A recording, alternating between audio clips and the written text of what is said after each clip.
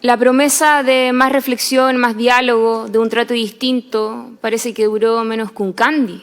Nuestro país ya no aguanta más y este gobierno prometió que iba a ser un gobierno que iba a comenzar haciéndose cargo de la emergencia que estamos viviendo, producto de que fue la izquierda, con cierta derecha que no supo ponerle límite, la que corrió el cerco y arrasó y nos pasó la máquina con su retroexcavadora, su reforma tributaria, su reforma educacional y siempre, por supuesto, en pos de valores de la maravillosa humanidad a la que al final terminan destruyendo. Ojalá a los compatriotas equivocados de izquierda un examen de conciencia. No se pueden aprovechar del dolo propio. Las ideas de ustedes no resultaron. Gracias, presidenta. La promesa de más reflexión, más diálogo, de un trato distinto, parece que duró menos que un candy. Porque, presidenta, lo que uno hubiese esperado de los dichos del propio presidente, donde señala que hay una segunda etapa en el Senado de más reflexión, donde el ministro García dice, por otro lado, tenemos toda la disposición, ánimo y voluntad en el Senado de abrir un debate diferente. Y yo me quiero quedar también, presidenta, con sus propias palabras, que acá en el Senado usted iba a dar garantías de una discusión seria y ordenada. Entonces, en ese contexto en el que yo llamo a los colegas de oficialismo, porque es ahí donde nosotros tenemos una primera traba. Y yo creo que acá las cosas hay que decirlas de manera transparente. Porque no solo hay un sustento técnico de la necesidad de poder debatir temas que precisamente hay que abordarlos en las carteras y comisiones correspondientes. O sea, de verdad que es un poco absurdo no revisar modificaciones en normas regulatorias precisamente de una actividad productiva como es la actividad acuícola en nuestro país en la Comisión de Pesca. O como, por ejemplo, lo que significa una ley de reconstrucción, que de todos los artículos solo hay uno que habla precisamente de esta materia, de la gente que perdió sus casas, sus hogares, que la gente que perdió sus casas y sus hogares en los incendios, y que me parece de toda lógica que podamos verlo en vivienda, porque hay algunos aspectos en proyectos habitacionales que sería bueno escuchar, ¿no es cierto?, la voz técnica de quienes conforman esa comisión. Y por último, presidenta, la Comisión de Constitución.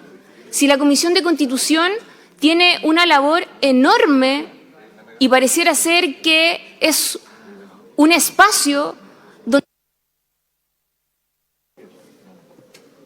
donde va a concentrar probablemente mucha atención a propósito de la invariabilidad tributaria. Acá nos están estableciendo reglas distintas por 25 años y acá se ha señalado no solo en la Cámara de Diputados y Diputadas, sino que también en el Senado, de recurrir al Tribunal Constitucional. Entonces, presidenta, si me permite, porque no, a los demás no les cortó, a mí sí.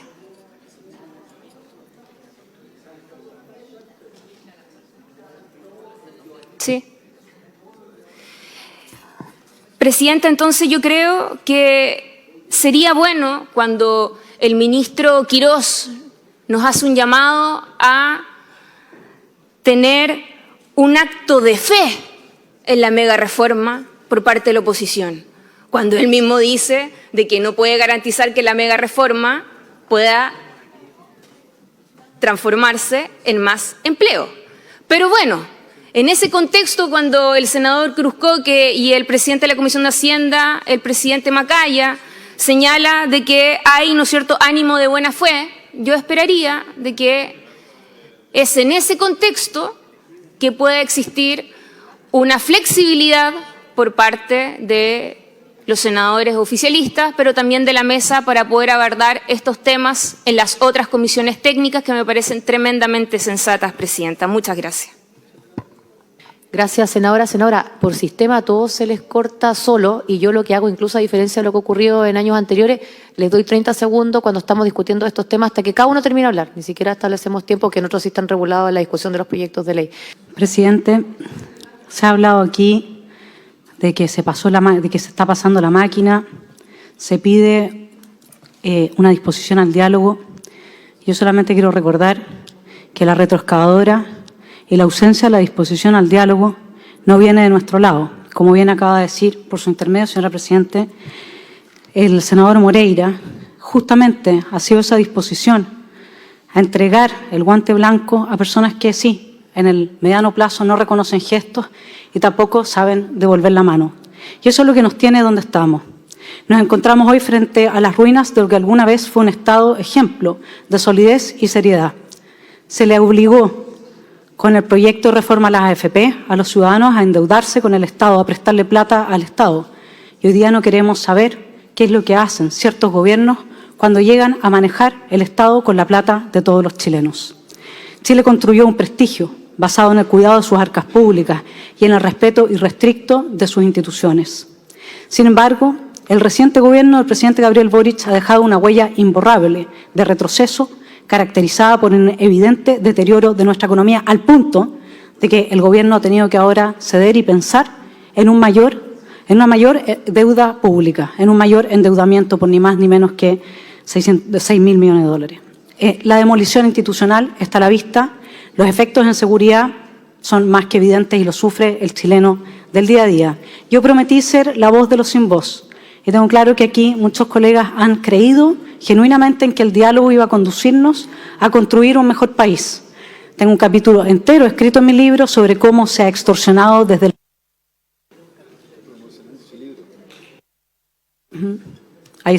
los sectores de extrema izquierda a los sectores de centro, implosionando al centro político y luego corroyendo a la derecha tradicional. Aquí nuevamente solo quiero dejar constancia de lo que le pasa al chileno de a pie, que ve que nos negamos a transparentar las arcas públicas, nos negamos a entender qué pasa con los dineros de los esfuerzos de todos los chilenos. Se nos ve a los políticos, lamentablemente tengo que unirme a ese grupo por el momento, como una casta de privilegiados absolutamente desconectados de la realidad.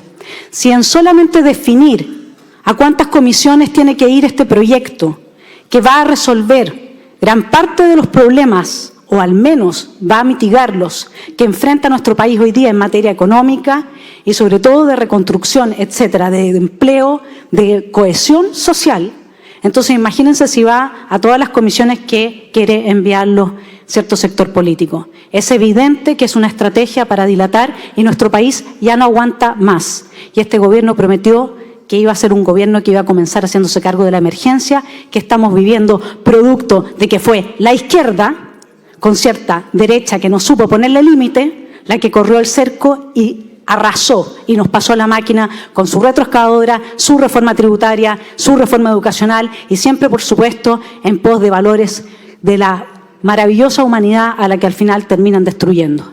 Muchas gracias, señor presidente. A veces nos olvidamos de los curules que estamos ocupando.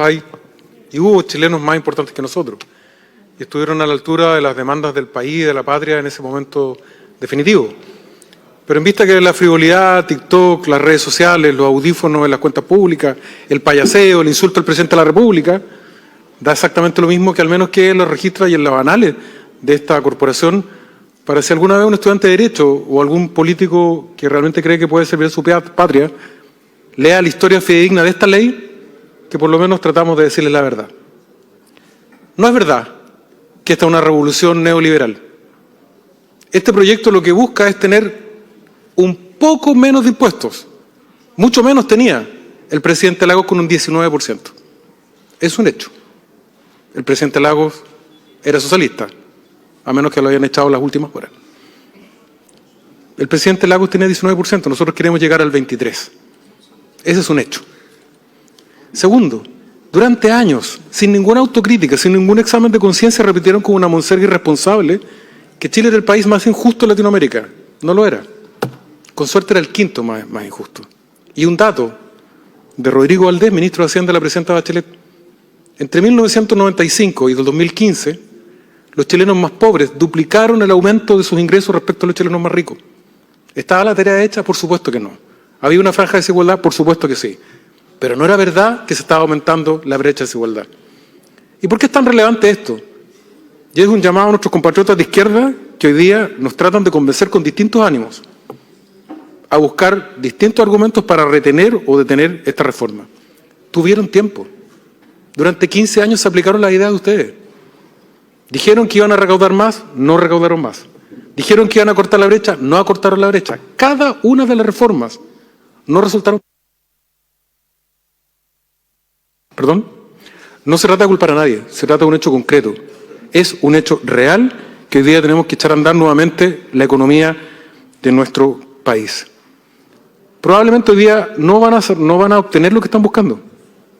Tenemos la mayoría suficiente para poder tener un debate acotado en esta primera instancia. Pero no es verdad que con eso se agota la discusión generosa a la que estamos todos dispuestos. Se abre un espacio genuino y fecundo para que puedan poner a disposición de las comisiones que posteriormente verán este proyecto cuando ya hayamos aprobado la idea de legislar. Pero de nuevo, ojalá a los compatriotas equivocados de izquierda un examen de conciencia. No se pueden aprovechar del dolo propio. Las ideas de ustedes no resultaron. Y lo ha dicho Andrea Repeto, que no es militante de la UDI, Renovación Nacional, ni tampoco es republicana. Los católicos dicen que hacen un examen de conciencia todas las noches de un ciclo político y ustedes han terminado uno. En el silencio de la noche de su propio caso lo hacen. Sus ideas no resultaron.